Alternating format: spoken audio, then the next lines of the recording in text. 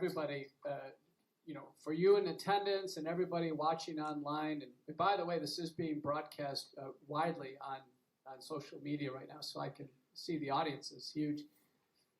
Everything that we've presented today in terms of our concerns on the suppression of early treatment, the lack of advancements in the hospital, and then unsafe and ineffective vaccines, everything that we've presented today is an underrepresentation of reality, because the biases are so strong against the truth coming out. Censorship programs in the media, gag orders in hospitals, restrictive orders to doctors and pharmacists not to do things. The reality is far worse than what you've heard today because of these biases. What you can do to take action is for you to actively engage in critical conversations regarding these three important things: the impedance of early treatment, the lack of advancement in the hospital, and the fact that hospitals didn't save everyone, and then unsafe and ineffective vaccines. Bring it up with your doctors. Bring it up with nurses and people in the waiting room. Let them know that you've heard and that you may feel that the vaccines are not safe for human use. Let them know that the Association of American Physicians and Surgeons, chartered in this state, has officially called for the vaccines to be removed from the market. So has the World Council for Health. So has the Florida Surgeon General, an MD, PhD, Harvard-trained physician, Dr. Joe Ladapo.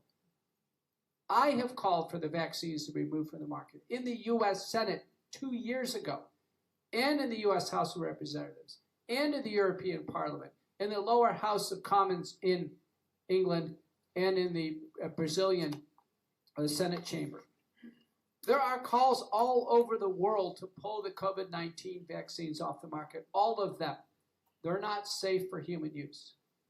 I published an op-ed in The Hill in August of 2020, and it was titled "The Great Gamble of the COVID-19 Vaccine Development Program." You're looking at the only public figure in writing who questioned these vaccines ahead of time. I did it because I saw things clearly.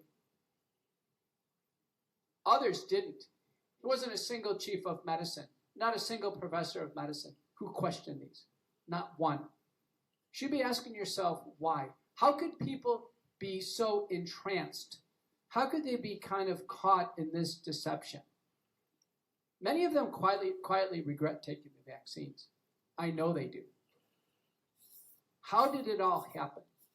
I think it was driven out of fear. I think it was a coordinated messaging campaign, and then it quickly became coercive. People were forced to do things they don't want to do. And once the vaccine is in their body, they can't get it out. They know it's a committed step.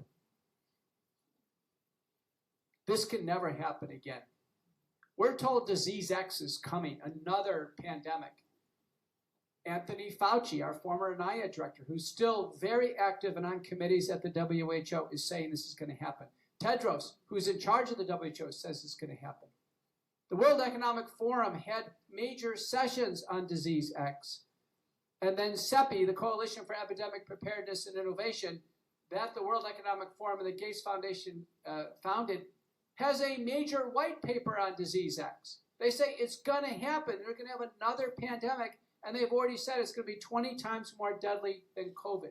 Why are all these international organizations publicly saying there's going to be another pandemic? Because there are biolabs all over the world working on creating more dangerous and more infectious microbes, viruses being the lead.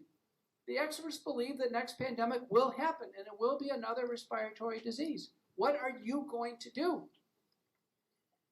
I tell you what I'm going to do is I'm going to be ready. I'm not going to listen or wait for the government to tell me what to do. And I'm certainly not going to wait at home and wait to be hospitalized. Everybody must take action now. Be ready. Be ready to critically evaluate what's going on, question what you're being told, and use your common sense. Take care of yourself take care of your family member, and take care of your country. You better message every single person you plan on voting for, and you better tell them about this, including the people at the top. Because they need to be woken up if they're still asleep. If they're actually in on this, it's even worse. I can't believe that our two major presidential candidates don't know about the safety problems with the vaccines. I can't believe that they would not understand that approximately 550,000 Americans have died after the vaccine.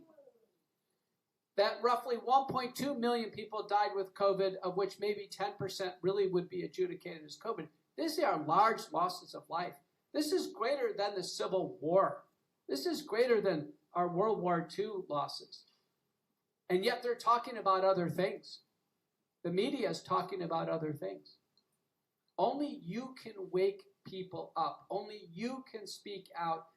It's pretty clear we're not going to be saved by the next presidential candidate. We're not going to be saved by another senator or congressman. We've got to save ourselves. I'm Dr. Peter McCullough. Thank you. Thank you, Dr. McCullough.